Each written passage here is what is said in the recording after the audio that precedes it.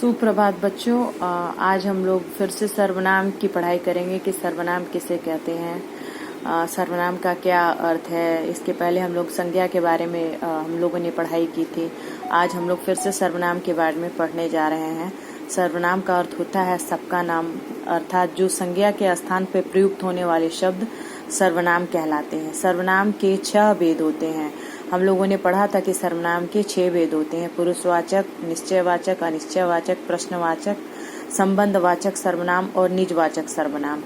इसमें हम लोगों ने पुरुषवाचक सर्वनाम तक पढ़ा था। आज हम लोग निश्चयवाचक सर्वनाम तक की पढ़ाई करेंगे।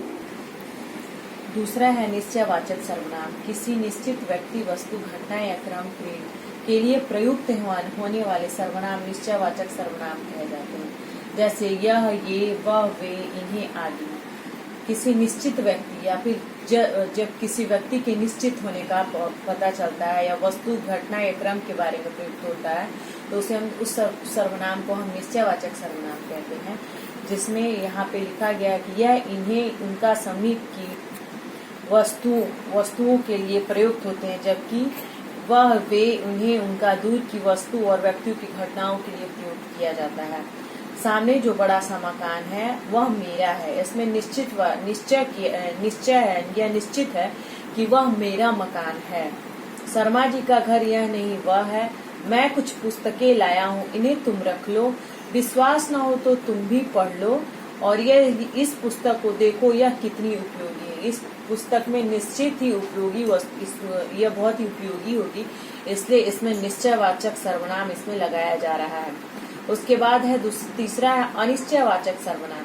किसी अनिश्चित व्यक्ति, अनिश्चित वस्तु, घटना या व्यापार के लिए प्रयुक्त होने वाले सर्वनाम अनिश्चयवाचक सर्वनाम कहलाते हैं। जैसे कोई, किसी, कुछ। प्राणियों के लिए कोई, किसी सर्वनाम लगते हैं तथा पदार्थों के लिए कुछ लगते हैं। उदाहरण, शायद दरवाजे पर कोई है, यानी जहाँ शायद लगता है वहाँ पे अनिश्चयवाचक सर्वनाम का प्रयोग किया जाता है। रास्ते में कुछ खा लेना।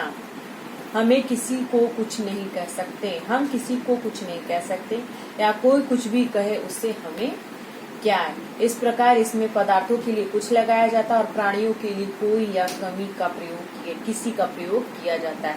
उसे ही अनिश्चयवाचक सर्वनाम कहते हैं। चौथा है प्रश्नवाचक सर्वनाम।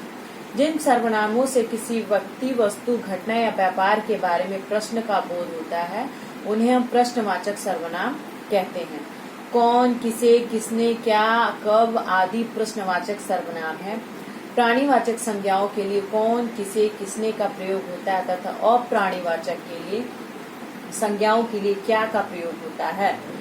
जैसे इसमें बताया गया कि प्रश्नवाचक, जिन सर्वनामों में किसी व्यक्ति, वस्तु, घटना या व्यापार के बारे में प्रश्न का बोध होता है उन्हें हम प्रश्नवाचक सर्वनाम कहते हैं। जैसे दीवार के ऊपर कौन बैठा है, पुस्तक किससे मंगवाऊं, दिल्ली जाने के लिए किसे कहूं, किन किन का नाम सूची में है, मुझे सुबह किन्होंने कहा था, किन्हें मथुरा जाना है।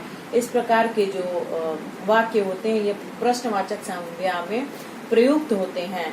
उनका उपयोग उसमें किया जाता है जब उसमें प्रश्न चिन्ह लग जाता है। कौन, किसे, कब, किसने, कहा, कैसे, ये सब प्रश्नवाचक संज्ञा सर्वनाम कहे जाते हैं। पांचवा संबंध बोधक सर्वनाम। जिन सर्वनाम शब्दों में दो भिन्न बातों का प्रकट होता है अथवा जो प्रधान वाक्य से आश्रित वाक्यों का संबंध जोड़ते हैं उन्हें संबंधवाचक कहते हैं। जैसे जो सो, वह सो, जिसे वही, जिसको उसको, जिसे उसे, तेते जेती, जैसी वैसी, जिसने उसने आदि संबंधवाचक सर्वनाम होते हैं। इसका उदाहरण इस प्रकार दिया गया, जो जैसा करेगा सो भरेगा, जैसा करोगे वैसा भरोगे। मेरा जो भाई तुम्हें मिला था वह सामने खड़ा है, जिसने भी देखा था वही व्यस्त है। जैसी करनी वैसी भरनी, तेते पांव पसारिए, जेती लंबी 100। इसमें यहाँ पे बताया गया कि जिस सर्वनाम शब्दों में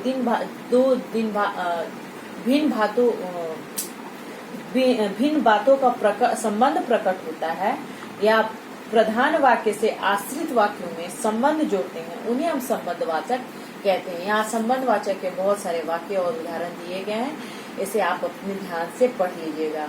चौथा है निश्चयवाचक। छठा है निश्चयवाचक। निश्चयवाचक सर्वनाम वस्तुतः पुरुषवाचक सर्वनाम का ही एक भेद है, परंतु एक विद्वान इसे अलग मानते हैं, कई विद्वान इसे अलग मानते हैं। वक्ता या लेखक स्वयं अपने जिन सर्वनाम का प्रयोग करते हैं उन्हें हम निजवाचक सर्वनाम कहते हैं।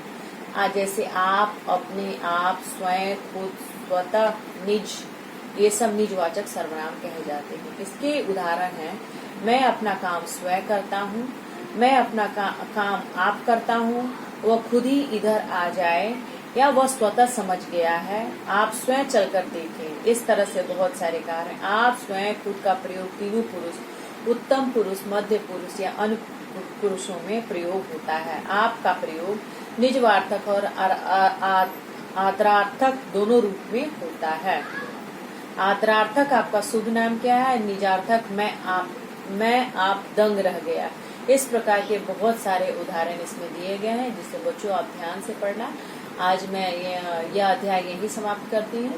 अगले क्लास में अगली कक्षा में मैं आप लोगों को इसी अध्याय से पढ़ाऊंगी।